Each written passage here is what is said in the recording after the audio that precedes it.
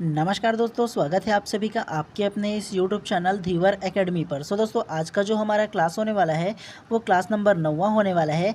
और आज की क्लास का जो हमारा विषय रहने वाला है वो बाल विकास रहने वाला है, जिसे आप लोग CDP के नाम से जानते हो। और आज की क्लास का जो हमारा टॉपिक रहने वाला है वो मनोविज्ञान, जिसे आप लोग साइकोलॉजी के नाम से जानते हो। और सबसे पहले मैं आप लोगों को बता दूँ ना, आज से जो हम लोग क्लास लेंगे ना, उसमें आप लोगों का जो बाल विकास का जो आप लोगों का विषय है ना, तो उसमें का जितने भी पेडागोजी का सेक्शन है ना, उसे हम लोग स्टार्ट कर रहे हैं। तो आप लोगों को ना इसके पेडागोजी को भी ध्यान से पढ़ते हुए चलना है, ठीक है। तो पेडागोजी में जो सबसे पहला जो टॉपिक है ना वो मनोविज्ञान, जिसे हम लोग साइकोलॉजी कहते हैं ना, उसका टॉपिक है। तो इसको भी आप लोग ध्यान से पढ़िएगा, ठीक है। और आज का ये जो क्लास खत्म हो जाएगा ना, तो इसका जो PDF रहेगा ना वो मैं अपने टेलीग्राम चैनल पर डाल दूंगा। तो जाकर के सर्च कर लीजिए बाय MD धीवर करके ना, तो वहाँ पास आप लोगों का इसका जो PDF है वो मिल जाएगा, वहाँ पास आप लोग ज्वाइन कर लीजिएगा, ठीक है। चलिए ज़्यादा देर ना करते हुए अब हम लोग ना इसके थ्योरी को ध्यानपूर्वक पढ़ते हैं। उससे पहले आप सभी लोगों से एक हम्बल रिक्वेस्ट है कि अगर आप लोग चैनल पे नए होंगे तो चैनल को पहले सब्सक्राइब कर लेना और बेल आइकन को दबा लेना, ताकि इसी प्रकार से जब भी मैं आप लोगों को क्लास लेकर आऊँ सबसे पहले आप लोगों को प्रॉपर टाइम पे नोटिफिकेशन मिले। तो इसीलिए ज़्यादा जरूरी है कि आप चैनल को सब्सक्राइब कर दो, ठीक है। चलिए अब हम लोग ना ध्यानपूर्वक इसके थ्योरी को पढ़ते हुए चलते हैं। सबसे पहला मनोविज्ञान का जो परिचय है ना, उसको ध्यानपूर्वक आप भी पढ़िए। नहीं पढ़ोगे ना तो केवल सुनिएगा, और जिसको मैं नोट करने के लिए बोलूँगा ना उसे आप लोगों को नोट करना है, ठीक है। आप लोगों को शॉर्ट्स में नोट्स भी बनाते हुए चलना है, क्योंकि एग्जाम से एक हफ्ते पहले आप लोग ना पूरे बुक को तो नहीं पढ़ सकते या पूरे वीडियोस को तो नहीं देख सकते ना। तो आप लोगों को शॉर्ट्स नोट्स बनाओगे ना तो उस नोट्स को बिल्कुल आप लोग रिवीजन कर पाओगे, ठीक है। तो जिसको जिसको मैं बोलूँगा ना उसको आप लोगों को ना नोट करते हुए चलना है, ठीक है। चलिए सबसे पहला मनोविज्ञान के परिचय के बारे में जानते हैं, तो ध्यानपूर्वक आप लोग सुनिएगा, ठीक है। मनोविज्ञान का अर्थ शाब्दिक उत्पत्ति के आधार पर, मतलब मनोविज्ञान का जो अर्थ है ना वो शाब्दिक अर्थ की उत्पत्ति के आधार पर जानेंगे, मतलब शब्द की जो उत्पत्ति है उसके आधार पर जानेंगे सबसे पहला। तो ध्यान से पढ़िए। मनोविज्ञान अंग्रेजी भाषा के साइकोलॉजी शब्द का हिंदी रूपांतरण है। साइकोलॉजी शब्द ग्रीक लैटिन भाषा के दो शब्द साइची और लोगोस से मिलकर बना है, जिसमें साइची का अर्थ आत्म तथा लोगोस का अर्थ अध्ययन करना, अर्थात शाब्दिक अर्थ के अनुसार मनोविज्ञान का अर्थ है आत्म का अध्ययन। तो आप लोगों को प्रॉपर इस लाइन पे क्या नोट करके रखना है, सबसे पहले आप लोगों को बता दूं, मनोविज्ञान को अंग्रेजी में क्या बोलते हैं, साइकोलॉजी कहते हैं। क्या कहते हैं, तो साइकोलॉजी कहते हैं। जिसका हिंदी रूपांतरण में क्या है, जिसका हिंदी रूपांतरण में भी साइकोलॉजी कहते हैं, ठीक है। तो ये जो साइकोलॉजी है ना वो ग्रीक भाषा के दो शब्द से मिलकर बना है। कितने शब्द, तो दो भाषा से। कौन कौन सा, सबसे पहला जो शब्द है वो साइची और दूसरा शब्द है वो लोगोस। तो आप लोगों को इन दोनों शब्दों को नोट करके रखना है, साइची और लोगोस। तो साइची का क्या मतलब है, तो साइची का जो मतलब है वो आत्म है, नोट करके रखना है, वेरी वेरी इंपॉर्टेंट है, ठीक है। साइची का क्या मतलब होता है, आत्म। और लोगोस का क्या मतलब है, तो लोगोस का जो मतलब है वो अध्ययन होता है।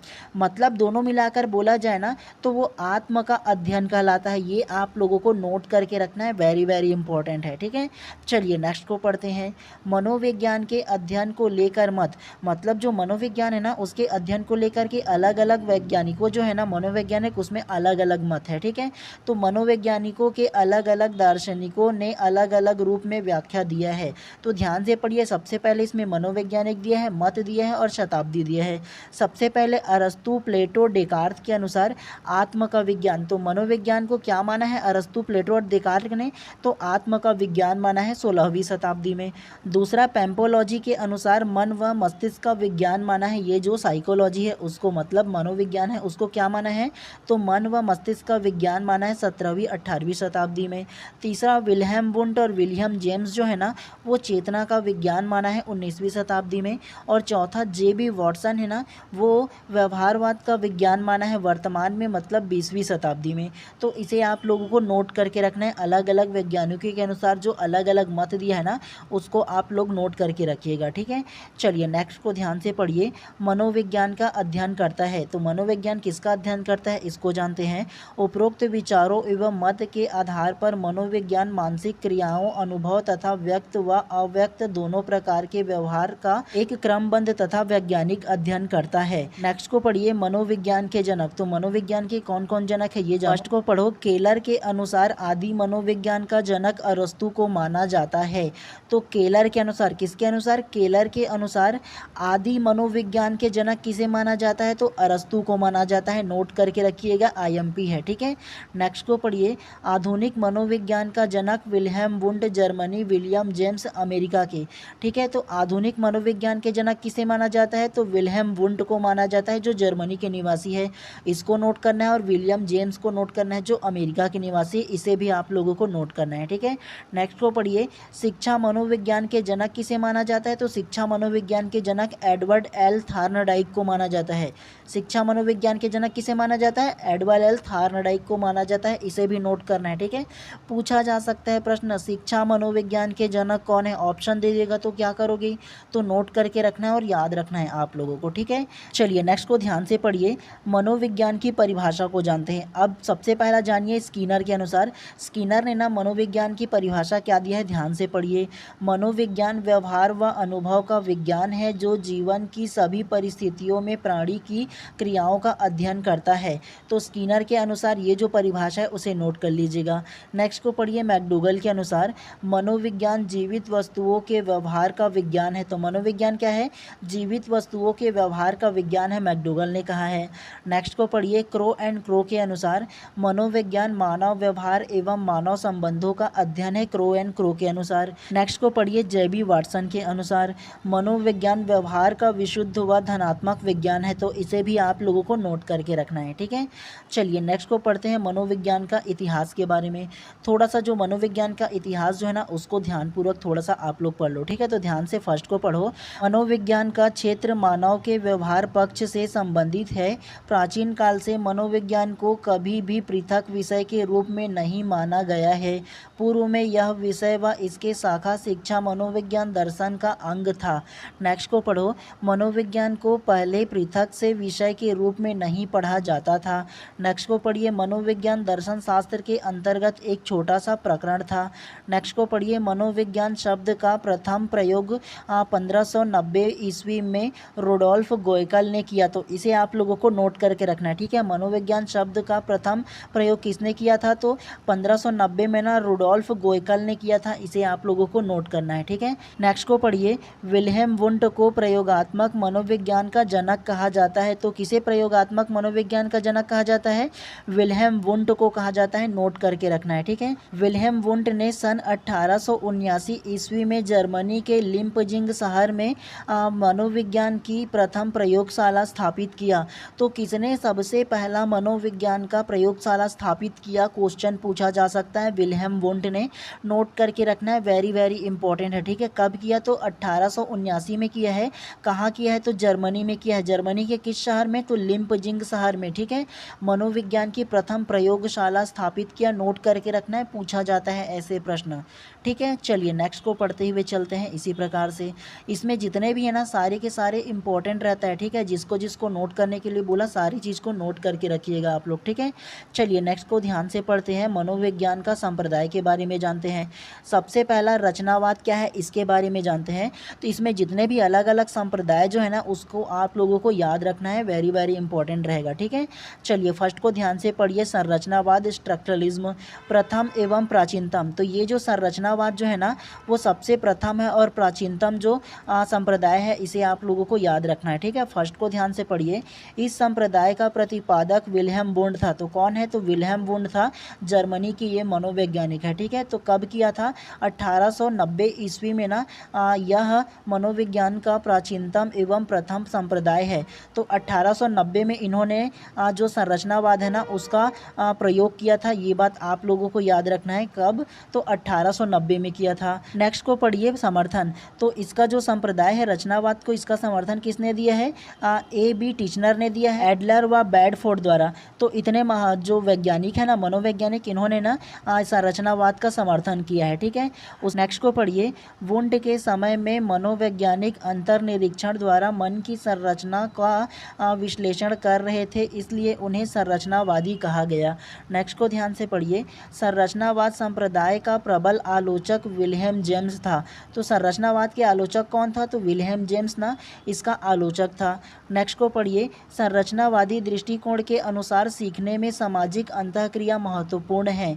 क्या महत्वपूर्ण है, तो सामाजिक अंतःक्रिया महत्वपूर्ण है संरचनावादी दृष्टिकोण में। ठीक है, तो इतना चीज़ें आप लोगों को याद रखना है इसमें। अब आप लोगों के मन में एक सवाल आएगा कि सर ये जो संरचनावाद है इसके जो प्रतिपादक है उसको हम लोग कैसे याद रखें, कुछ अगर ट्रिक हो तो बताओ बोल करके। तो आप लोगों को एक छोटा सा ट्रिक बता दे रहा हूँ इसको याद रखने के लिए। ठीक है, जितने भी मनोवैज्ञानिक है ना और उसके जो प्रतिपादक है उसको याद रखने के लिए ना मैं ऐसे नॉर्मल ट्रिक बताया हूँ, उसे आप लोगों को याद रखना है। ठीक है, जैसे सबसे पहला संरचनावाद। संरचनावाद को आप लोगों को क्या लेना है, ऐसे संरचना बना हुआ है, मतलब आप लोगों के घर में सीढ़ी होगा ना, तो उस सीढ़ी को देख करके समझना है कि वो संरचना है। क्या है, तो संरचना है वो जो सीढ़ी है वो। और ये जो सीढ़ी है उसको कौन बनाया है, तो उसको विल्हेम वुंड बनाया है। आपके घर में जो सीढ़ी है जब आप छत में जाते हो तो वो जो सीढ़ी लगा है उसको किसने बनाया है, कौन मिस्त्री ने बनाया है, तो विल्हेम वुंड जो नामक मिस्त्री है ना उन्होंने बनाया है। ऐसे अगर आप लोग सोचोगे ना, ऐसे समझोगे, तब याद रखना है। आप लोगों को याद रखने से मतलब है, ये मतलब नहीं है कि हम लोग ऐसे अलग अलग तरीके से पढ़ रहे हैं। आप लोगों से एग्जाम्पल में संरचनावाद पूछा जाएगा और इसके प्रतिपादक पूछा जाएगा, सीढ़ी को नहीं पूछा जाएगा। लेकिन ऐसे प्रश्न आएगा ना संरचनावाद, तब आप लोगों को मेरा जो कहा हुआ बात जो है ना सीढ़ी, वो याद आएगा। सीढ़ी को क्या समझेंगे, संरचना समझेंगे। और आपके घर में ये जो सीढ़ी है उसके कौन बनाया है, तो विल्हेम वुंड नामक जो मिस्त्री है ना उन्होंने बनाया है। ऐसे आप लोग याद रखिएगा। ठीक है, तभी आप लोगों से याद रहेगा, अदरवाइज आप लोग रटते रह जाओगे, याद नहीं होगा। क्योंकि बहुत सारे जो अलग अलग थ्योरी है और उस थ्योरी के प्रतिपादक अलग अलग है। ठीक है, तो याद रखना मुश्किल हो जाता है, इसीलिए बता रहा हूँ। चलिए दूसरा को ध्यान से पढ़िए, प्रकार्यवाद फंक्शनलिज्म। तो प्रकार्यवाद के फर्स्ट को ध्यान से पढ़िए। प्रकार्यवाद संप्रदाय का प्रतिपादक सन 1895 में हार्वर्ड विश्वविद्यालय में विलियम जेम्स ने अनौपचारिक रूप से किया था। तो प्रकार्यवाद के जनक कौन है, तो प्रकार्यवाद के जो जनक है वो विलियम जेम्स है, इसे आप लोगों को याद रखना है।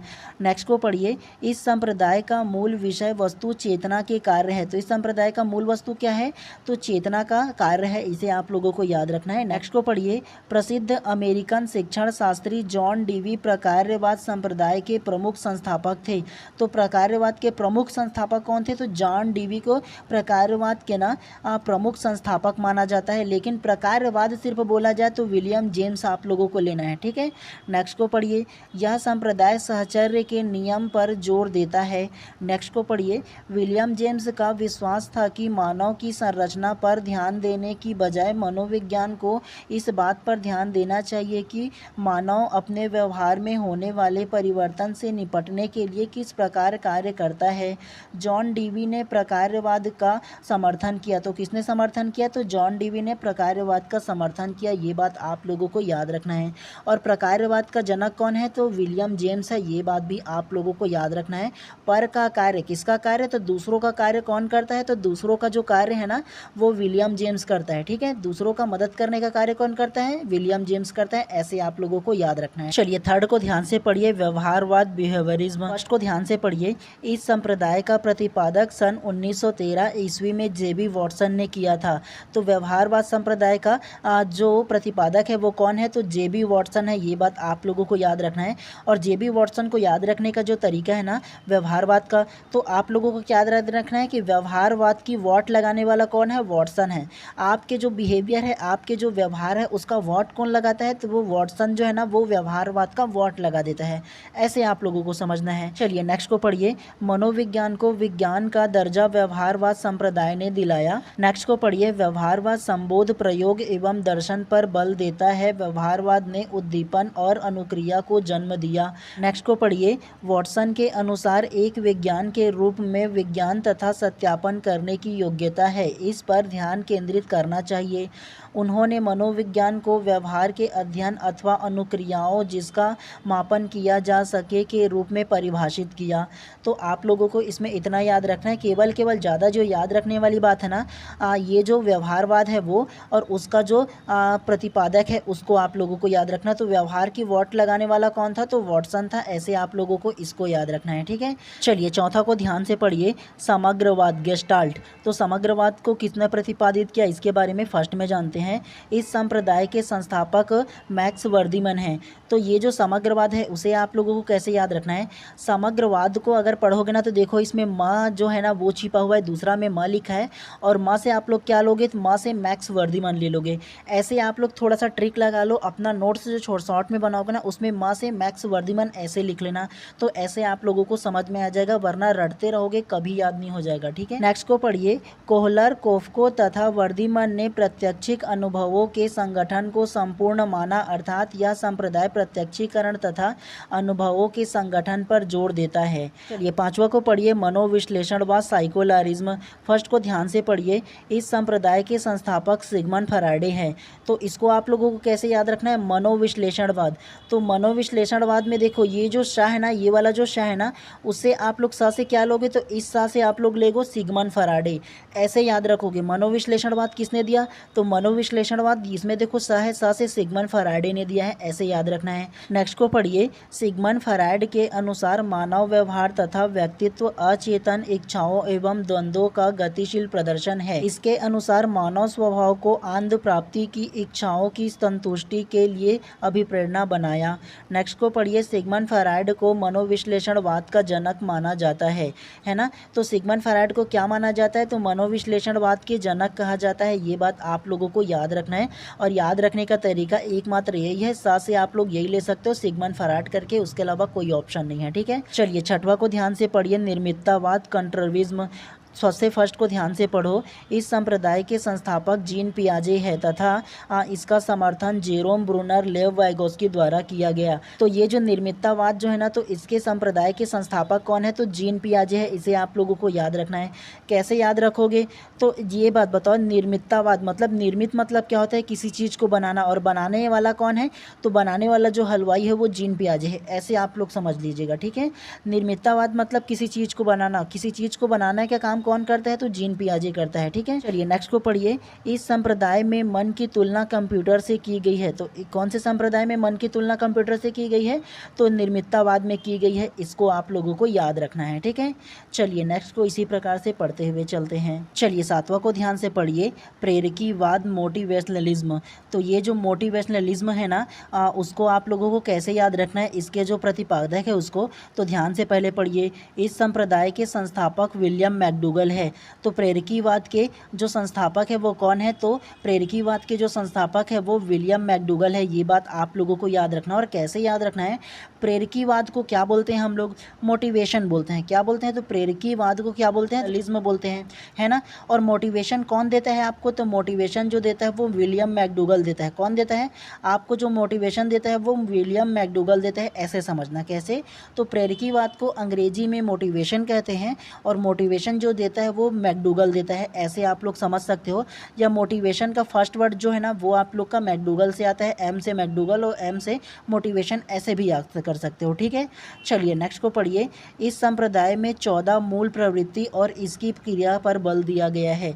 तो आप लोगों को मैंने पहले क्लास में बताया था ना कि 14 प्रकार के जो मूल प्रवृत्ति जो दिया है वो कौन दिया है, तो विलियम मैकडूगल ने दिया है। ये बात आप लोगों को नोट करने के लिए पहले भी क्लास में मैंने आप लोग को बोला था ना कि हंसना, रोना, ये सारा चीज़ जो है ना वो मूल प्रवृत्ति है, उसके अंतर्गत आता है ना। आप लोग का जो गुस्सा करना है, वो प्यार करना है, वो सारा चीज़ ना इसके मूल प्रवृत्ति के अंतर्गत आ जाता है।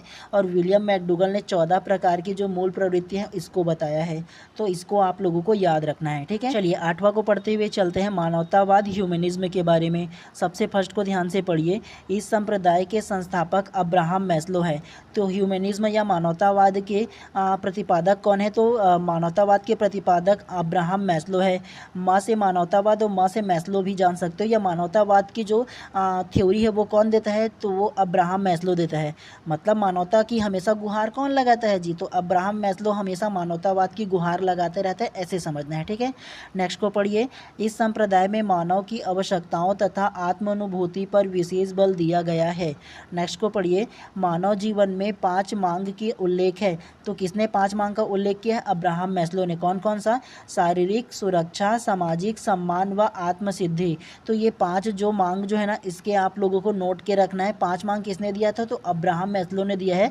और अब्राहम मैस्लो ने कौन सा थ्योरी दिया है, तो मानवतावाद ह्यूमनिज्म दिया है। तो ये आप लोगों को नोट करके रखना है, ठीक है। चलिए 9वां को पढ़ते हुए चलते हैं। सहचर्यवाद एसोसिएशनिज्म, सबसे फर्स्ट को ध्यान से पढ़िए। इस संप्रदाय के प्रतिपादक ब्रिटेन के मनोवैज्ञानिक जॉन लॉक द्वारा दिया गया है। तो सहचर्यवाद किसने दिया है, तो जॉन लॉक दिया है। इसे आप लोगों को नोट करना है, ठीक है। नेक्स्ट को पढ़िए। सहचर्यवाद संप्रदाय का अनुभव पर सर्वाधिक बल दिया गया है। मतलब ये जो सहचर्यवाद है ना, उन्होंने अनुभव को सर्वाधिक बल दिया है। ये भी आप लोगों को नोट करके रखना है, ठीक है। चलिए अब एक लाइन से ना जितने भी मनोवैज्ञानिक के नाम और संप्रदाय है ना, इसको दिया गया है, तो आप लोग इसको एक लाइन से याद रखना है। सबसे फर्स्ट को पढ़ो संरचनावाद। संरचनावाद के लिए आप लोगों को क्या बताया था कि आपके घर में ऐसे सीढ़ी बना है, संरचना बना है उस, और आपके घर में ये जो सीढ़ी बना है उसके कौन बनाया था, तो विलियम वुंड ने बनाया था। आप लोग को बताया था ना कि विल्हेम वुंड जो है ना, वो आपके घर के जो सीढ़ी है, जो संरचना है, उसको बनाया था, बताया था ना फर्स्ट में। तो संरचनावाद के जनक कौन है, तो विल्हेम वुंड आप लोगों को याद रखना है। और A.B. टिचनर जो दिया है ना, इसे आप लोग याद रख सकते हो, लेकिन जो विशेष इसका जो प्रतिपादक है वो विल्हेम वुंड है। इसे आप लोगों को याद रखना है। नेक्स्ट को पढ़िए प्रकार्यवाद। तो प्रकार्यवाद के जनक कौन है, तो प्रकार्यवाद के जो जनक है ना, वो विलियम जेम्स है। कौन है, तो प्रकार्यवाद के जनक विलियम जेम्स है। थर्ड को पढ़िए व्यवहारवाद। तो व्यवहारवाद के जनक कौन है, J.B. वॉटसन। तो व्यवहारवाद का वॉट लगाने वाला कौन है, तो व्यवहारवाद का जो वॉट लगा देते हैं आपके जो व्यवहार है उसका ना, तो J.B. वॉटसन है। ऐसे याद रखना है। चौथा को पढ़िए समग्रवाद। तो समग्रवाद के जनक कौन है, तो समग्रवाद के जनक मैक्स वर्दीमन है। समग्रवाद में ये जो माँ है ना, उससे आप लोगों को क्या लेना है बोला था, तो मैक्स वर्दीमन लेना है। समग्रवाद में माँ और माँ से मैक्स वर्दीमन, मतलब माँ से शुरू होता है मनोवैज्ञानिक का नाम, ऐसे याद रखना है। पांचवा को पढ़िए मनोविश्लेषणवाद। तो मनोविश्लेषणवाद के जनक कौन है, सिगमंड फ्रायड है। मनोविश्लेषणवाद में ये जो स है ना, स से क्या होगा, स से सिगमंड फ्रायड होगा। ऐसे आप लोगों को याद रखना है। छठवा को पढ़िए निर्मिततावाद। तो निर्मिततावाद मतलब किसी भी प्रकार के कार्य को करने के लिए, निर्माण करने के लिए कौन आता है, तो जीन पियाजे आता है। आप लोग को बताया था ना निर्मिततावाद मतलब निर्माण करना, फाउंडेशन। तो निर्मिततावाद के जनक कौन है, जीन पियाजे है। ऐसे आप लोगों को याद रखना है। चलिए और आगे को इसी प्रकार से पढ़ते हुए चलते हैं। सातवां को पढ़िए प्रेरकीवाद। तो सातवां में प्रेरकीवाद के जनक कौन है, विलियम मैकडूगल है, ठीक है। तो प्रेरकीवाद मतलब मैंने क्या बताया था इंग्लिश में, मोटिवेशन। और आपको मोटिवेशन कौन देता है, तो मैकडूगल जो है ना, वो देता है आप लोगों को जो मोटिवेशन वो सबसे ज़्यादा देता है। तो ऐसे याद रखना है प्रेरकीवाद के बारे में। उसके अलावा आठवां मानवतावाद। तो हमेशा मानवतावाद की बात कौन करता है, तो अब्राहम मैस्लो जो है वो मानवतावाद की बात हमेशा करते रहता है। माँ से मानवतावाद और माँ से मैस्लो ऐसे भी आप लोग ले सकते हो, ठीक है। उसके अलावा 9वां को पढ़िए सहचर्यवाद। सहचर्यवाद के जो जनक है वो जॉन लॉक है। उसके अलावा 10वां व्यक्तिवाद। तो व्यक्तिवाद के जनक कौन है, तो एल्फ्रेड एडलर है। कौन है, तो एल्फ्रेड जो एडलर जो है ना, वो व्यक्तिवाद की जनक है, ठीक है। और 11वां जो है वो क्षेत्रवाद। क्षेत्रवाद की जनक कौन है, कर्ट लेविन है। कौन है, तो क्षेत्रवाद के जनक कर्ट लेविन है। ऐसे आप लोगों को याद रखना है। और इसका जो PDF है वो मैं अपने टेलीग्राम पर भी डाल दूंगा, तो दोबारा आप लोग नोट कर लीजिएगा और प्रैक्टिस कर लीजिएगा, ठीक है। चलिए अब हम लोग ना प्रश्न क्रमांक फर्स्ट को ध्यानपूर्वक पढ़ते हुए चलते हैं। इससे पहले आप सभी लोगों के लिए एक इन्फॉर्मेशन है, ध्यानपूर्वक सुनिएगा। आप लोगों के मन में कई प्रकार के अगर सवाल आ रहे होंगे, जैसे कि CG टेट को एक ही बार में कैसे क्वालिफाई करें, या इसका बुक लिस्ट क्या होना चाहिए, या आप लोगों के मन में और भी किसी प्रकार की अगर कोई डाउट होना, तो इसके लिए आप चाहते हो कि मैं अपना पर्सनल नंबर आप लोगों को सजेस्ट करूं, ताकि आप लोग मेरे से डायरेक्ट बात करके आपका किसी भी प्रकार की अगर डाउट हो तो उसका निराकरण कर सको ना। तो इसके लिए आप लोगों को क्या करना है, सबसे पहले आप जाइए इंस्टाग्राम पर, वहाँ सर्च कीजिए बाय MD धीवर करके ना। वहाँ पास आप लोगों को मेरा जो प्रोफाइल है वो मिल जाएगा। और वहाँ पास आप लोगों को ना कमेंट बॉक्स में जा करके आप लोगों को कमेंट करना है कि सर आप अपना नंबर दीजिए बोल करके ना। तो सबसे पहला मैं अपना जो फ़ोनपे का नंबर है उसे आप लोगों को दे दूँगा, और वहाँ पास आप लोगों को केवल 200 आप लोगों को फ़ोनपे करना है। और उसके बाद ना मैं अपना जो पर्सनल नंबर है उसे आप लोगों को सजेस्ट कर दूँगा, ताकि आप लोग ना पर्सनल रूप से आप किसी भी प्रकार से आप मेरे से कभी भी सवाल पूछ सकते हो, ठीक है। तो इसलिए इसके लिए ये रिक्वायरमेंट रखा हूँ। और मैं चाहूँ ना तो आप सभी लोगों को फ्री में ये सारा चीज़ दे सकता हूँ, मतलब अपना नंबर दे सकता हूँ। लेकिन ना देने की एक वजह यह है कि आप छोटे छोटे सवाल के लिए भी बार बार फ़ोन करोगे ना, तो इसीलिए ये रिक्वायरमेंट रखा हूँ, ताकि जिनको विशेष आवश्यकता है ना, केवल वो ये रिक्वायरमेंट को पूरा करें और डायरेक्ट मेरे से बात कर सकते हैं, ठीक है। तो लेना ना लेना आप लोगों के ऊपर है, चाहो तो ले सकते हो, अदरवाइज़ कोई फोर्सेस नहीं है। जिनको विशेष आवश्यकता है वो ले सकते हैं, ठीक है। और वैसे भी अगर आप लोग CG टेट का या शिक्षक भर्ती का अगर कोचिंग भी जाओगे ना, तो आप लोगों से 10 से 11 हज़ार तो आप लोगों का वैसे भी फीस लगता है, पूरे के पूरे 4-5 महीने का पढ़ाएंगे उसका। तो मैं भी आप लोगों से 5% भी नहीं ले रहा हूँ, सारे के सारे जो पढ़ाई वो फ्री ऑफ कॉस्ट में आप लोगों को मैं पढ़ा रहा हूँ, केवल पर्सनल बात करने के लिए आप लोगों की ये सारा चीज़ रिक्वायरमेंट रखा हूँ, ठीक है। और उसके अलावा बाकी आप नॉर्मल भी कमेंट करोगे तो वो मैं अपना आपका जो कमेंट है उसका आंसर ज़रूर दे दूँगा, लेकिन आप लोग को विशेष प्रकार से अगर चाहिए होगा ना तो इतना रिक्वायरमेंट को तो पूरा करना ही पड़ेगा। चलिए अब हम लोग ना पढ़ने के ऊपर फोकस करते हैं। तो आप लोगों को ना क्या करना है, मेरे आंसर देने से पहले ना खास तौर से आप लोगों को पहले आंसर देना है, ठीक है। चलिए प्रश्न क्रमांक फर्स्ट को ध्यान से पढ़िए। मूल्य प्रत्येक मनुष्य में निहित है, यह खाली स्थान में परिलक्षित होता है। ऑप्शन ए यथार्थवाद, ऑप्शन बी प्रयोजनवाद, ऑप्शन सी प्रकृतिवाद या ऑप्शन डी आदर्शवाद। तो क्या इसका आंसर हो सकता है, बताइए सबसे पहले आप। तो प्रश्न क्रमांक 1 का जो करेक्ट आंसर है ना वो आप लोगों का ऑप्शन नंबर डी आदर्शवाद करेक्ट हो जाएगा। कैसे? मूल्य प्रत्येक मनुष्य में निहित होता है, यह खाली स्थान में परिलक्षित होता है। तो मूल्य जो है ना वो प्रत्येक मनुष्य में निहित होता है, मूल्य जो है प्रत्येक मनुष्य में छिपा होता है। तो ये जो है ना वो आदर्शवाद में कहा गया है, मतलब आदर्शवाद में वो परिलक्षित होता है। ये बात आप लोगों को याद रखना है। तो इस प्रकार से प्रश्न क्रमांक फर्स्ट का जो करेक्ट आंसर है ऑप्शन नंबर डी आदर्शवाद करेक्ट हो जाएगा। चलिए नेक्स्ट प्रश्न को पढ़ते हुए चलते हैं। चलिए प्रश्न क्रमांक दूसरा को ध्यान से पढ़िए। मनोविज्ञान शिक्षा का आधारभूत विज्ञान है, यह परिभाषा किसने दिया है? ऑप्शन ए रेडिव, option B F Skinner, option C Jean पियाजे या ऑप्शन डी इनमें से कोई नहीं। तो क्या इसका आंसर होगा, बताइए सबसे पहले आप। तो प्रश्न क्रमांक 2 का जो करेक्ट आंसर है ना वो आप लोगों का option number B F Skinner correct हो जाएगा। कैसे? मनोविज्ञान शिक्षा का आधारभूत विज्ञान है, यह परिभाषा किसका है? तो ये जो परिभाषा ना वो बी एफ स्किनर का है, ये बात आप लोगों को याद रखना है। और मैंने आप लोगों को थ्योरी में भी जो परिभाषा दिया था ना मनोविज्ञान के विषय में, तो उसको नोट करने के लिए बोला था। अगर नोट किए होंगे और याद होगा तो आराम से आप लोग इसका आंसर दे सकते थे, ठीक है।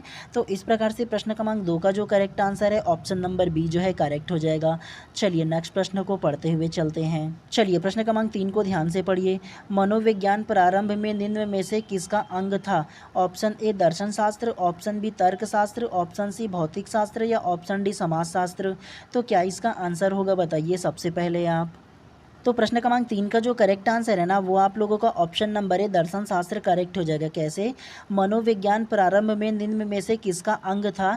तो मनोविज्ञान जो है ना वो दर्शन शास्त्र का अंग था। पहले केवल ना एक ही दर्शन शास्त्र जो विषय है वो था, और दर्शन शास्त्र के अंतर्गत ना हम लोग मनोविज्ञान को पढ़ते थे, लेकिन बाद में ना ये जो दर्शन शास्त्र है उससे मनोविज्ञान को ना अलग एक विषय बना दिया गया था, ठीक है। तो इस प्रकार से प्रश्न क्रमांक 3 का जो करेक्ट आंसर है ना ऑप्शन नंबर ए दर्शन शास्त्र करेक्ट हो जाएगा। चलिए नेक्स्ट प्रश्न को इसी प्रकार से पढ़ते हुए चलते हैं। चलिए प्रश्न क्रमांक 4 को ध्यान से पढ़िए।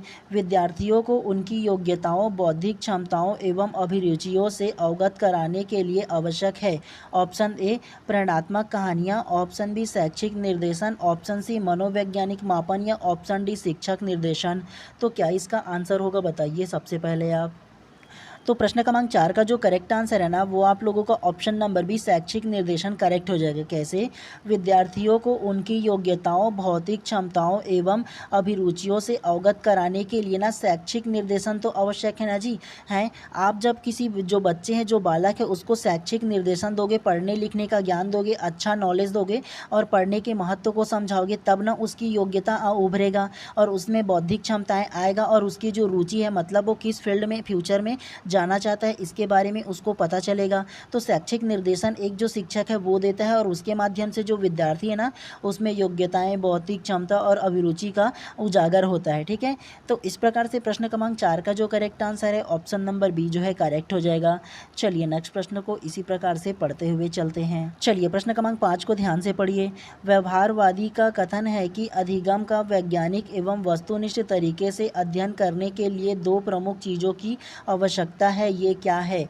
ऑप्शन ए अवधान तथा स्मृति, ऑप्शन बी अनुक्रिया तथा उद्दीपन, ऑप्शन सी अनुक्रिया तथा व्यवहारवाद या ऑप्शन डी स्मृति तथा अनुक्रिया। तो क्या इसका आंसर होगा, बताइए सबसे पहले आप। तो प्रश्न क्रमांक 5 का जो करेक्ट आंसर है ना वो आप लोगों का ऑप्शन नंबर बी अनुक्रिया तथा उद्दीपन करेक्ट हो जाएगा। कैसे? व्यवहारवादी का कथन है कि अधिगम का वैज्ञानिक एवं वस्तुनिष्ठ तरीके से अध्ययन करने के लिए 2 प्रमुख चीज़ों की अवलोकन करना आवश्यक है, और ये जो 2 प्रमुख चीज़ है ना वो अनुक्रिया तथा उद्दीपन करेक्ट हो जाएगा, ठीक है। तो इस प्रकार से प्रश्न क्रमांक 5 का जो करेक्ट आंसर है ऑप्शन नंबर बी जो है करेक्ट हो जाएगा। चलिए नेक्स्ट प्रश्न को पढ़ते हुए चलते हैं। चलिए प्रश्न क्रमांक 6 को ध्यान से पढ़िए। खालिस्तान पद का उपयोग कुछ मनोवैज्ञानिकों द्वारा किसी परिवर्त्य पर दिए गए आधारभूत आनुवंशिक प्रारूप जीनोटाइप पर संभावित उपलब्धि फिनोटाइप के प्रसार के लिए किया जाता है। ऑप्शन ए प्रतिक्रिया प्रसार, ऑप्शन बी अवसीमा प्रसार, ऑप्शन सी परिवर्त्य प्रसार या ऑप्शन डी आनुवंशिक प्रसार। तो क्या इसका आंसर हो सकता है, बताइए सबसे पहले आप। तो प्रश्न क्रमांक 6 का जो करेक्ट आंसर है ना वो आप लोगों का ऑप्शन नंबर ए प्रतिक्रिया प्रसार करेक्ट हो जाएगा। कैसे? खालिस्तान पद का उपयोग कुछ मनोवैज्ञानिकों द्वारा किसी परिवर्त्य पर किए गए आधारभूत आनुवंशिक प्रारूप जीनोटाइप पर संभावित उपलब्धि फिनोटाइप के प्रसार के लिए किया जाता है। तो ये प्रतिक्रिया प्रसार जो है ना वो जीनोटाइप और फिनोटाइप दोनों प्रकार से किया जाता है। ये बात आप लोगों को याद रखना है मनोवैज्ञानिकों के अनुसार, ठीक है। तो इस प्रकार से प्रश्न क्रमांक 6 का जो करेक्ट आंसर है ऑप्शन नंबर ए जो है करेक्ट हो जाएगा। चलिए नेक्स्ट प्रश्न को पढ़ते हुए चलते हैं। चलिए प्रश्न क्रमांक 7 को ध्यान से पढ़िए। रमेश इस बात की जानकारी में अभिरुचि रखता है कि लोग अपने कार्य में किस तरह का व्यवहार करते हैं। अगर वह इस अभिरुचि को अपना जीवन वृत्ति कैरियर बनाना चाहता है तो निम्न में से कौन सा क्षेत्र सबसे उपयुक्त होगा। ऑप्शन ए औद्योगिक संगठनात्मक मनोविज्ञान, ऑप्शन बी न्यायिक मनोविज्ञान, ऑप्शन सी पर्यावरणीय मनोविज्ञान या ऑप्शन डी मानव कारक मनोविज्ञान।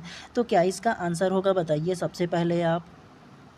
तो प्रश्न क्रमांक 7 का जो करेक्ट आंसर है ना वो आप लोगों का ऑप्शन नंबर है औद्योगिक संगठनात्मक मनोविज्ञान करेक्ट हो जाएगा। कैसे? रमेश इस बात की जानकारी में अभिरुचि रखता है कि लोग अपने कार्य में किस तरह का व्यवहार करते हैं। अगर वह इस अभिरुचि को अपना जीवन वृत्ति कैरियर बनाना चाहता है तो निम्न में से कौन सा क्षेत्र उपयुक्त है। तो ऑप्शन नंबर है औद्योगिक संगठनात्मक मनोविज्ञान ही ना करेक्ट हो जाएगा। जी हाँ, तो इस प्रकार से प्रश्न क्रमांक 7 का जो करेक्ट आंसर है ऑप्शन नंबर ए जो है करेक्ट हो जाएगा। चलिए प्रश्न क्रमांक 8 को ध्यान से पढ़िए। भारतवर्ष में बाल विकास कब प्रारंभ हुआ। Option A 1930, option B 1887, option C 1879 या ऑप्शन डी 1590। तो क्या इसका आंसर हो सकता है, बताइए सबसे पहले आप। तो प्रश्न क्रमांक 8 का जो करेक्ट आंसर है वो आप लोगों को बताने से पहले ना एक बात आप लोगों को बता दूं, ये जो प्रश्न है ना वो सीजी व्यापम के जो टीचर 2023 में जो वैकेंसी आया था ना शिक्षक भर्ती का, तो उसमें पूछा गया था। और ये जो प्रश्न है ना व्यापम के द्वारा विलोपित कर दिया गया था। एक्चुअल वजह ये था विलोपित करने का क्योंकि भारतवर्ष में बाल विकास कब प्रारंभ हुआ ये प्रश्न किया है। और भारतवर्ष में बाल विकास का जो प्रारंभ है ना वो 1975 में हुआ था। कब हुआ था? तो 1975 में बाल विकास का प्रारंभ हुआ था भारतवर्ष में, और इसमें ऑप्शन में दिया ही नहीं गया था। तो इसलिए ना व्यापम के द्वारा ये जो प्रश्न है उसको विलोपित कर दिया गया था, ठीक है। और इस प्रकार के अगर आप लोगों से प्रश्न पूछा जाएगा ना और आप लोगों को पता रहेगा कि इसमें कोई भी ऑप्शन नहीं है, फिर भी आप लोगों को किसी न किसी ऑप्शन को टिक मार के आना है, ब्लैंक नहीं छोड़ना है, ठीक है। क्योंकि अगर टिक मारे रहोगे तब आप लोगों को बोनस मार्क्स देंगे तो आप लोगों को भी मिल पाएगा, ठीक है। तो भारतवर्ष में ना बाल विकास का जो प्रारंभ है 1975 में हुआ था। ये बात आप लोगों को याद रखना है, गूगल करके भी देख लीजिएगा, आप लोगों को पता चल जाएगा, ठीक है। चलिए प्रश्न क्रमांक 9 को ध्यान से पढ़िए। प्रथम मनोवैज्ञानिक प्रयोगशाला की स्थापना किसने की थी। Option A Galton, option B Kurt Lewin, option C Wundt या ऑप्शन डी वॉटसन। तो क्या इसका आंसर होगा, बताइए सबसे पहले आप। तो प्रश्न क्रमांक 9 का जो करेक्ट आंसर है ना वो आप लोगों का option number C Wundt correct हो जाएगा। कैसे? प्रथम मनोवैज्ञानिक प्रयोगशाला की स्थापना किसने किया था। तो मैंने आप लोगों को थ्योरी में बताया था ना कि प्रथम जो मनोवैज्ञानिक प्रयोगशाला है ना वो वुंट नामक मनोवैज्ञानिक ने किया था। कहाँ किया था? तो जर्मनी में किया था। कहाँ? तो जर्मनी में लिम्पजिंग एक शहर है ना वहाँ पर प्रथम मनोविज्ञान प्रयोगशाला का स्थापना किया था। और कब किया था? तो मैंने आप लोग को बताया था ना कि 1879 में किया था। कब? तो 1879 में ना प्रथम मनोविज्ञान प्रयोगशाला का स्थापना जर्मनी के लिम्पजिंग शहर में किया गया था विलियम वुंट के द्वारा। आप लोगों को बताया था ना मैं। तो इस प्रकार से प्रश्न क्रमांक 9 का जो करेक्ट आंसर है ऑप्शन नंबर सी वुंट जो है वो आप लोगों का करेक्ट हो जाएगा। चलिए नेक्स्ट को पढ़ते हुए चलते हैं। चलिए प्रश्न क्रमांक 10 को ध्यान से पढ़िए। दो या दो से अधिक लोगों के बीच संचार कहलाता है। ऑप्शन ए संगठनात्मक संचार, ऑप्शन बी पारंपरिक संचार, ऑप्शन सी अंतर्व्यक्तिक संचार या ऑप्शन डी इनमें से कोई नहीं। तो क्या इसका आंसर होगा, बताइए सबसे पहले आप। तो प्रश्न क्रमांक 10 का जो करेक्ट आंसर है ना वो आप लोगों का ऑप्शन नंबर बी पारंपरिक संचार करेक्ट हो जाएगा। कैसे? दो या दो से अधिक लोगों के बीच संचार कहलाता है। तो दो या दो से अधिक लोगों के बीच जब आप लोग बातचीत करोगे, संचार करोगे, तो वो पारंपरिक जो संचार है वो कहलाता है। ये बात आप लोगों को याद रखना है। तो इस प्रकार से प्रश्न क्रमांक 10 का जो करेक्ट आंसर है ऑप्शन नंबर बी जो है करेक्ट हो जाएगा। चलिए नेक्स्ट को पढ़ते हुए चलते हैं। चलिए प्रश्न क्रमांक 11 को ध्यान से पढ़िए। यह महत्वपूर्ण है कि शिक्षण बुद्धि भागफल IQ आधार पर बच्चों को निश्चित समूह में अलग ना हो। ऑप्शन ए, यह शिक्षकों के लिए असुविधाजनक है। ऑप्शन बी, यह विद्यालयों के लिए असुविधाजनक है। ऑप्शन सी, यह बच्चों को समूह में आपस में प्रतिस्पर्धा करने की अनुमति नहीं देता। या ऑप्शन डी, IQ की अवधारणा स्थिर नहीं है और इन बच्चों पर लेबलिंग भी होती है। तो क्या इसका आंसर होगा बताइए सबसे पहले आप। तो प्रश्न क्रमांक 11 का जो करेक्ट आंसर है ना वो आप लोगों का ऑप्शन नंबर डी करेक्ट हो जाएगा। IQ की अवधारणा स्थिर नहीं है और इन बच्चों पर लेबलिंग भी होती है, करेक्ट हो जाएगा। कैसे? यह महत्वपूर्ण है कि शिक्षक बुद्धि भागफल IQ आधार पर बच्चों को निश्चित समूह में अलग ना हो। मतलब बच्चों का जो निश्चित समूह है ना उससे अलग ना हो। तो इसके लिए क्या जरूरी है? तो इसके लिए जो जरूरी है ना वो ऑप्शन नंबर डी, IQ की अवधारणा स्थिर नहीं है और बच्चों पर लेबलिंग भी लग सकता है। तो आप लोग मुझे ये बताओ कि अगर आप एक शिक्षक होने के नाते एक जब कक्षा में आप पढ़ाओगे तो आप लोग ऐसा करोगे क्या, जो बुद्धिमान जो छात्र है उसे अलग बोलोगे और जो नॉर्मल जो छात्र है उसे अलग करोगे और जो मंदबुद्धि छात्र है उसको अलग अलग समूह में बांट करके रखोगे क्या? नहीं ना करोगे। इससे तो ये लेबलिंग लगेगा ना बच्चों में कि हाँ ये जो समूह है वो बुद्धिमान वर्ग का है, ये जो समूह है बच्चों का वो नॉर्मल बच्चे हैं उसके वर्ग का है, और ये जो समूह बच्चों का है वो जो मंदबुद्धि बच्चों का समूह है। तो ऐसा आप लोग अलग अलग समूह में करोगे क्या? नहीं ना करोगे। तो इससे क्या होगा, बच्चों में लेबलिंग नहीं लगेगा। जी हाँ, तो देखो का जो भागफल है ना वो सभी बच्चों में अलग अलग होता है, ठीक है। और ऐसा करने पर लेबलिंग लगता है बच्चों पर, मतलब अलग अलग कैटेगराइज हो जाता है बच्चे की, कोई होशियार है कोई वो है, तो सभी को एक साथ लेकर के चलना है ना। तो इसका जो करेक्ट आंसर होगा ना ऑप्शन नंबर डी जो है IQ पर लेवल लग जाएगा। तो इसीलिए ना ये अवधारणा स्थिर नहीं है, ये बात करेक्ट हो जाएगा, ठीक है। चलिए प्रश्न क्रमांक 12 को ध्यान से पढ़िए। NCTE है ऑप्शन ए शिक्षक शिक्षा की राष्ट्रीय पाठचर्या, ऑप्शन बी राष्ट्रीय शिक्षक शिक्षा परिषद, ऑप्शन सी अंग्रेजी शिक्षण का राष्ट्रीय सम्मेलन, या ऑप्शन डी शिक्षक शिक्षा का राष्ट्रीय सम्मेलन। तो क्या इसका आंसर होगा बताइए। और सरल तरीके से इसे बताऊँ ना तो ये जो NCT है ना उसका हिंदी मीनिंग पे बताया है, मतलब इसके फुल फॉर्म को हिंदी में ट्रांसलेट करके आप लोगों को बताना है। तो क्या इसका आंसर होगा बताइए सबसे पहले आप। तो प्रश्न क्रमांक 12 का जो करेक्ट आंसर है ना वो आप लोगों का ऑप्शन नंबर बी राष्ट्रीय शिक्षक शिक्षा परिषद करेक्ट हो जाएगा। कैसे?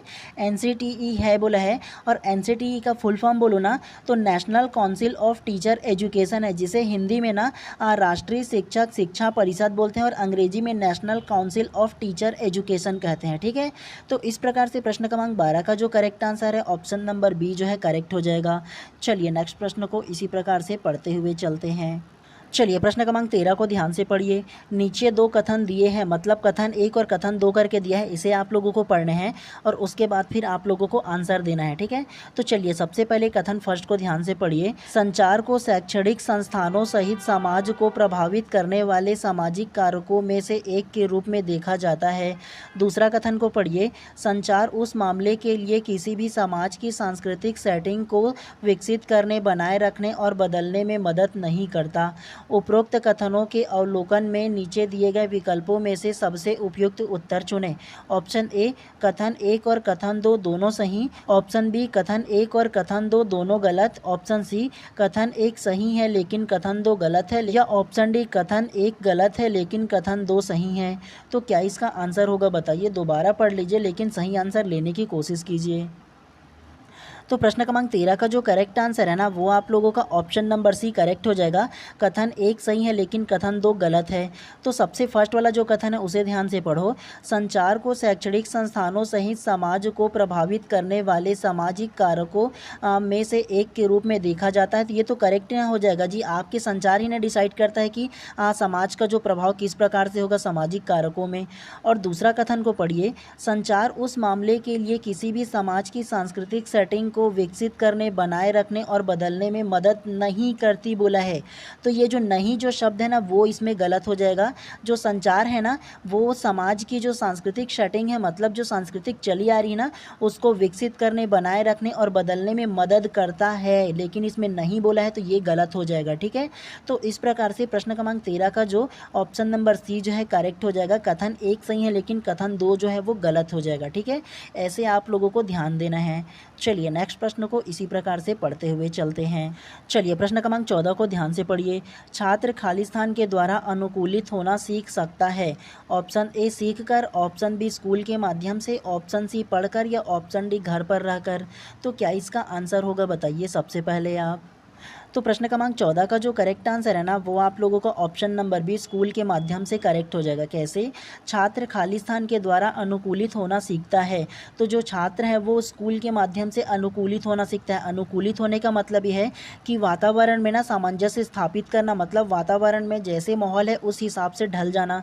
तो वो जो है वो स्कूल के माध्यम से ही सबसे ज़्यादा जो बालक है वो शुरुआती में सीखता है। ठीक है, मतलब देखो घर के जो वातावरण है उस पर तो वो रहता ही है, उसके बाद जब वो विद्यालय जाता है तो वहाँ अनेक प्रकार के बच्चे, अलग माहौल मिलते हैं, पढ़ने का माहौल मिलता है, खेलने का माहौल मिलता है ना। तो वहाँ अनुकूलित होना सीखता है एक टीचर के माध्यम से। ठीक है, तो स्कूल के माध्यम से सीख पाता है। तो इस प्रकार से प्रश्न क्रमांक 14 का जो करेक्ट आंसर है ऑप्शन नंबर बी जो है करेक्ट हो जाएगा। चलिए नेक्स्ट को पढ़ते हुए चलते हैं। चलिए प्रश्न क्रमांक 15 को ध्यान से पढ़िए। प्रथम मनोविज्ञान प्रयोगशाला की स्थापना किसने की? Option A Galton, option B Kurt Lewin, option C Wundt या ऑप्शन डी वॉटसन। तो क्या इसका आंसर होगा बताइए। ये प्रश्न दोबारा आया है तो गलत नहीं होना चाहिए। तो क्या इसका आंसर होगा बताइए। तो प्रश्न क्रमांक 15 का जो करेक्ट आंसर है वो आप लोगों का option number C Wundt correct हो जाएगा। कैसे? प्रथम मनोविज्ञान प्रयोगशाला की स्थापना किसने की बोला है ना, तो वुंड नामक जो मनोविज्ञान है वो प्रथम मनोविज्ञान प्रयोगशाला की स्थापना किया था। और बताया था ना कि जर्मनी में ये जो प्रथम मनोविज्ञान शाला है उसको स्थापना किया था, बताया था ना आप लोगों को। और बताया था ना कि जो 1879 कितना, तो 1879 में इसकी स्थापना किया गया था, बताया था ना मैंने आप लोगों को। तो इस प्रकार से प्रश्न क्रमांक 15 का जो करेक्ट आंसर है ऑप्शन नंबर सी जो है करेक्ट हो जाएगा। चलिए नेक्स्ट प्रश्न को इसी प्रकार से पढ़ते हुए चलते हैं। चलिए प्रश्न क्रमांक 16 को ध्यान से पढ़िए। किस मनोवैज्ञानिक के अनुसार विकास एक सतत और धीमी प्रक्रिया है? ऑप्शन ए काल्सनिक, ऑप्शन बी पियाजे, ऑप्शन सी स्किनर या ऑप्शन डी हरलॉक। तो क्या इसका आंसर होगा बताइए सबसे पहले आप। तो प्रश्न क्रमांक 16 का जो करेक्ट आंसर है ना वो आप लोगों का option number C Skinner correct हो जाएगा। कैसे? किस मनोवैज्ञानिक के अनुसार विकास एक सतत और धीमी प्रक्रिया है? तो स्किनर जो मनोवैज्ञानिक है ना तो उसके अनुसार जो विकास है ना वो सतत और धीमी प्रक्रिया है। तो ये बात आप लोगों को याद रखना और अपने नोटबुक में नोट करके रखिए, वेरी वेरी इंपॉर्टेंट है ये। ठीक है, पूछा जाता है ऐसे प्रश्न। ठीक है, चलिए नेक्स्ट प्रश्न को इसी प्रकार से पढ़ते हुए चलते हैं। चलिए प्रश्न क्रमांक 17 को ध्यान से पढ़िए। वातावरण वह बाहरी शक्ति है जो हमें प्रभावित करती है, यह किसने कहा? Option A Woodworth, option B Ross, option C Anastasi या ऑप्शन डी इनमें से कोई नहीं। तो क्या इसका आंसर होगा बताइए सबसे पहले आप। तो प्रश्न क्रमांक 17 का जो करेक्ट आंसर है ना वो आप लोगों को option number B Ross correct हो जाएगा। कैसे? वातावरण वह बाहरी शक्ति है जो हमें प्रभावित करती है, यह कथन किसका है? तो ये रॉस नामक जो मनोवैज्ञानिक है उसका कथन है, इसे भी आप लोगों को नोट करके रखना है। ठीक है, तो इस प्रकार से प्रश्न क्रमांक 17 का जो करेक्ट आंसर है ऑप्शन नंबर बी जो है करेक्ट हो जाएगा। चलिए प्रश्न क्रमांक 18 को ध्यान से पढ़िए। लोगोस का अर्थ है ज्ञान, तो साइकी का अर्थ है? ऑप्शन ए अंतःमन, ऑप्शन बी चित्त, ऑप्शन सी सजगता या ऑप्शन डी व्यवहार। तो क्या इसका आंसर होगा बताइए सबसे पहले आप। तो प्रश्न क्रमांक 18 का जो करेक्ट आंसर है ना उसे व्यापम के द्वारा विलोपित कर दिया गया था। इसे भी आप लोग जान लो क्यों विलोपित किया गया था, तो ध्यानपूर्वक पढ़िएगा सबसे पहला। ठीक है, प्रश्न 18 को लोगोस का अर्थ है ज्ञान। तो लोगोस का अर्थ मैंने आप लोगों को क्या बताया था जो थ्योरी पढ़ रहा था उसमें, तो लोगोस का जो अर्थ है वो अध्ययन बताया था। क्या बताया था? अध्ययन। आप लोगों को बताया था ना लोगोस का जो अर्थ है वो अध्ययन होता है बोल करके, और ज्ञान भी होता है और अध्ययन भी होता है, दोनों होता है। ठीक है, तो लोगोस का जो अर्थ है वो अध्ययन होता है, मैंने आप लोगों को थ्योरी में बताया था, नोट करने के लिए भी बोला था, लेकिन साइकी का अर्थ है बोला है। और साइकी का जो अर्थ है वो मैंने आप लोग को क्या बताया था, आत्म होता है। क्या होता है, तो आत्म होता है साइकी का अर्थ। और ये जो ऑप्शन देखो इसमें कहीं पर भी आत्म लिखा ही नहीं है। अंतःमन लिखा है, चित्त लिखा है, सजगता लिखा है, व्यवहार लिखा है, लेकिन आत्म कहाँ लिखा है जी हैं। और मैंने आप लोगों को जो साइको लोगोस जो है ना उसे याद करने के लिए बोला था ना कि जो साइकी का जो अर्थ होता है वो आत्म होता है और लोगोस का जो अर्थ होता है वो अध्ययन होता है। और दोनों मिलाकर के जो साइकोलॉजी है उसका अर्थ आत्मा का अध्ययन आप लोगों को बताया था ना, है ना। तो इसमें देखो ऑप्शन में ही नहीं था, इसी वजह से व्यापम के द्वारा इसे भी विलोपित कर दिया गया था। ठीक है, तो इस प्रकार से प्रश्न को आप लोग को समझना है। ठीक है, ऐसे ही प्रश्न आप लोगों का आने वाला है, लेकिन कोई ना कोई ऑप्शन आप लोगों को लेना ही है। ठीक है, ब्लैंक आप लोगों को नहीं छोड़ना है ऐसे प्रश्न का। चलिए प्रश्न क्रमांक 19 को ध्यान से पढ़िए। शिक्षण शास्त्र का अध्ययन है। ऑप्शन ए शिक्षा, ऑप्शन बी छात्रों का मार्गदर्शन करना, ऑप्शन सी अधिगम प्रक्रिया या ऑप्शन डी शिक्षण विधियाँ। तो क्या इसका आंसर होगा बताइए सबसे पहले आप। तो प्रश्न क्रमांक 19 का जो करेक्ट आंसर है ना वो आप लोगों को ऑप्शन नंबर डी शिक्षण विधियां करेक्ट हो जाएगा। कैसे, शिक्षण शास्त्र का अध्ययन है, तो शिक्षण शास्त्र का हम अध्ययन क्यों करते हैं, शिक्षण विधि का ना जो अनेक प्रकार के जो शिक्षण शास्त्री मनोवैज्ञानिक जो है ना वो अलग अलग थ्योरी दिया है, जिसके वजह से हमको एक शिक्षक के रूप में समझने में आसान होता है किसी भी थ्योरी को, है ना। तो पढ़ करके बच्चों को भी हम लोग समझाते हैं ना, तो वो हम लोग की आसान करने के लिए ना शिक्षण विधियाँ उसमें दिया होता है। ठीक है, तो शिक्षण शास्त्र का अध्ययन जो होता है वो शिक्षण विधियों के लिए होता है, ये बात आप लोगों को याद रखना है। तो इस प्रकार से प्रश्न क्रमांक 19 का जो करेक्ट आंसर है ऑप्शन नंबर डी जो है करेक्ट हो जाएगा। चलिए आज की क्लास के अंतिम प्रश्न को ध्यानपूर्वक पढ़िए। चलिए प्रश्न क्रमांक 20 को ध्यान से पढ़िए। प्रयोजना सामाजिक वातावरण में पूर्ण संलग्नता से किया जाने वाला उद्देश्यपूर्ण कार्य है, इसके अनुसार है। Option A S C. Parker, option B J.A. स्टेनवेंसी, ऑप्शन सी W.H. किलपैट्रम या ऑप्शन डी जॉन डीवी। तो किसने कहा है सबसे पहले आप लोग ये बताइए। तो प्रश्न क्रमांक 20 का जो करेक्ट आंसर है ना वो आप लोगों का option number C W.H. Kilpatrick correct हो जाएगा। कैसे, प्रयोजना सामाजिक वातावरण में पूर्ण संलग्नता से किया जाने वाला उद्देश्यपूर्ण कार्य है, किसके अनुसार, तो ये W.H. जो किलपैट्रम है ना उसके अनुसार है। ठीक है, तो इस प्रकार से प्रश्न क्रमांक 20 का जो करेक्ट आंसर है ऑप्शन नंबर सी जो है करेक्ट हो जाएगा। तो चलिए आज की क्लास को यहीं पर समाप्त करते हैं, और अगर आप लोग चैनल पर नए होंगे तो चैनल को पहले सब्सक्राइब कर देना और बेल आइकन को दबा लेना, ताकि इसी प्रकार की जब भी मैं क्लास लेकर आऊँ सबसे पहले आप लोगों को मिले। तो ज़्यादा जरूरी है कि आप चैनल को सब्सक्राइब कर दो। ठीक है, चलिए मिलते हैं इसी प्रकार नेक्स्ट क्लास में।